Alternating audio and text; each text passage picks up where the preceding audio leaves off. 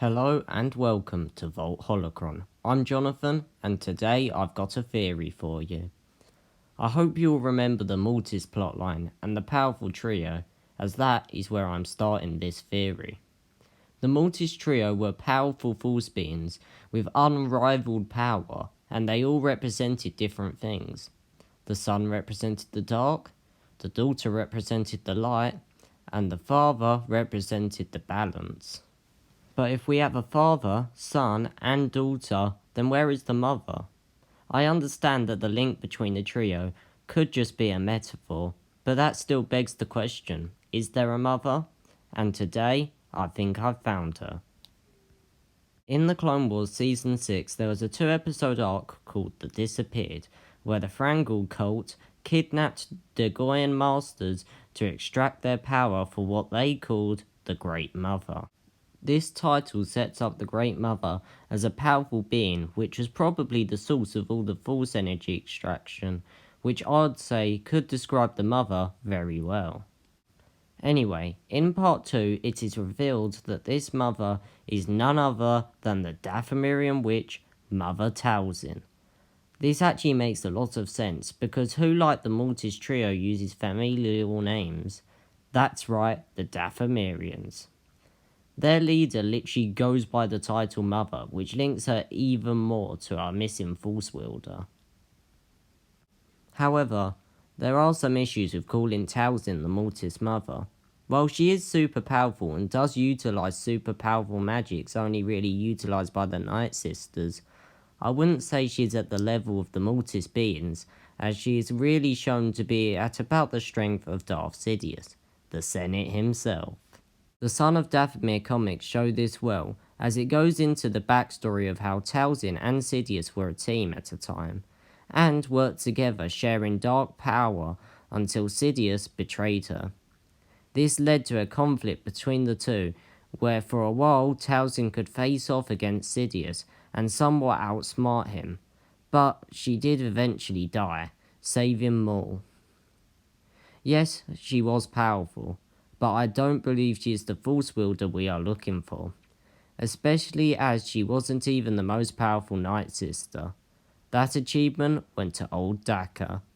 Must add though, it was cool seeing her magic lightning and Night Sister blade.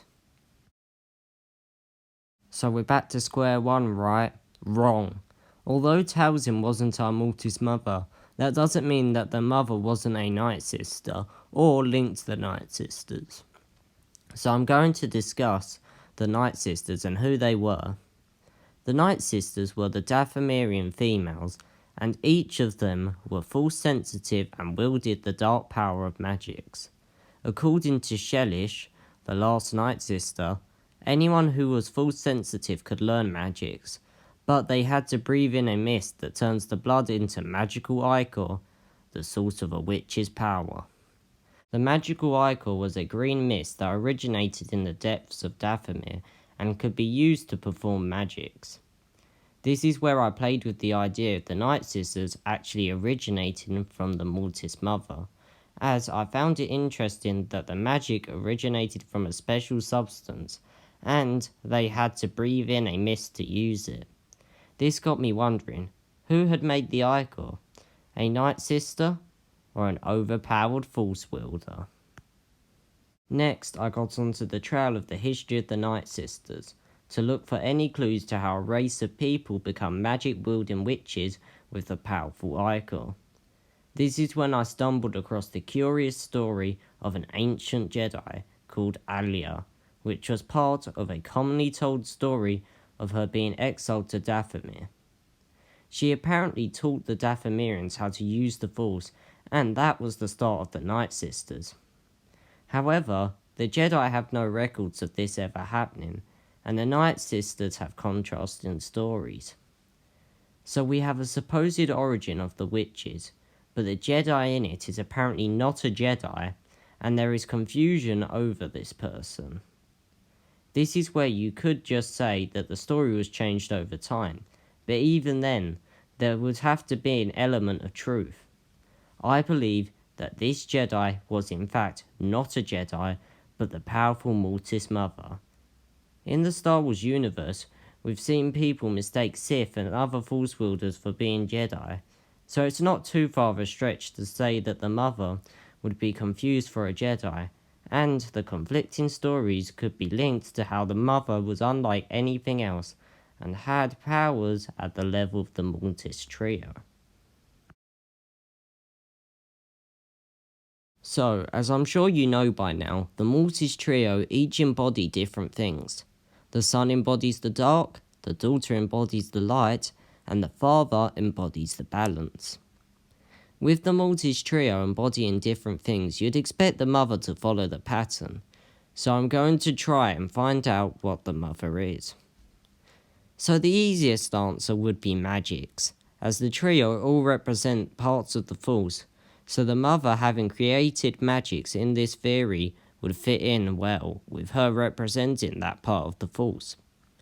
However, looking at this from a different perspective, I could see her representing chaos as well, as the son and daughter are opposites, so the mother and father could be as well. Also, the magics could be seen as chaotic, as a number of unusual things like using a voodoo doll on Dooku can happen. Most people know about the embodiments being the light, the dark, and the balance, but there are actually others for each of the trio. The daughter is the life, the son is death, and the father is between, being the balance.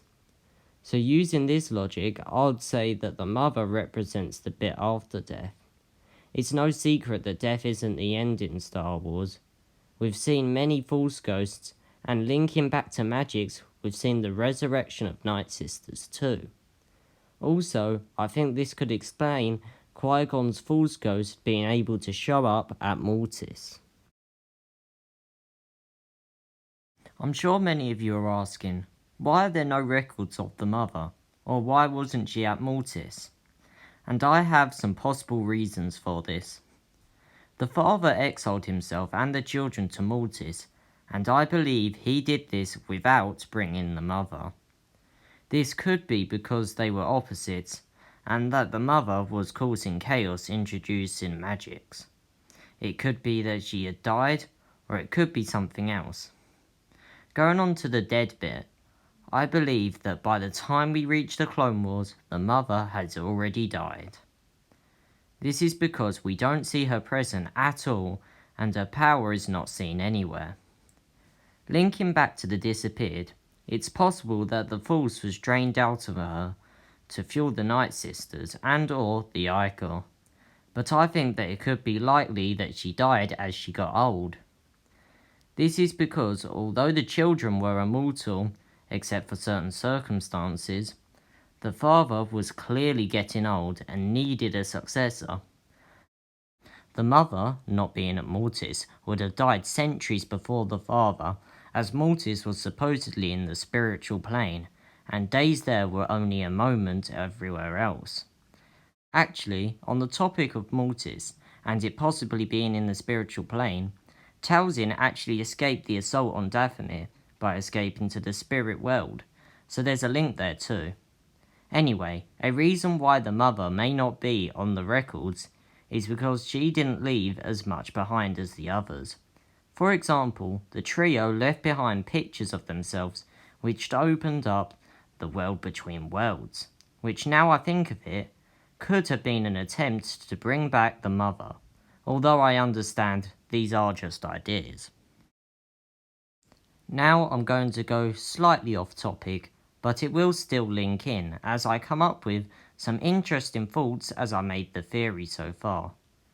At one point it occurred to me that the mother could be seen to be Anakin, as although he doesn't have the level of power of the Mortis beings, he was the most powerful Jedi with the Force, being the chosen one, and he could control the son and daughter just like the father. However, I'd say that this isn't evidence worthy of calling him the mother, but actually some neat details. I'm going to suggest it's unnecessary though, as I believe that Anakin could be linked to the mother, and that is why he is so powerful. You see, along my journey of researching this theory, I came across a curious detail about the Night Sisters. In the canon reference book Star Wars The Dark Side, Trisha Barr expanded off of the source material and stated that Night Sisters had enough power to reproduce without Night Brothers. Although in a canon book, it's arguable to if this is actually canon, especially as it is only in the behind the scenes part of the Wikipedia page. But for now, I'm going to take the concept and run with it, assuming there is a bit of canon in it. The Chosen One prophecy says that a child shall come, born of no father, and this is what we see in the Phantom Menace. But what if there was some sort of magic power to reproduce without a male? Then, this prophecy could be referring to that. I understand that it's a stretch, but while Palpatine and Talzin were working together, Palpatine could have found the spell he needed to get himself the Chosen One, or he could have influenced Talzin into using a magic which would years later create the Chosen One. This magic, being from the Mother, would then react with Shmi and create a child with immense power and power in Mortis. Also, it's worth noting that Palpatine did use magic with blue flames in the Clone Wars and in the World Between Worlds, which was made by the Mortis trio.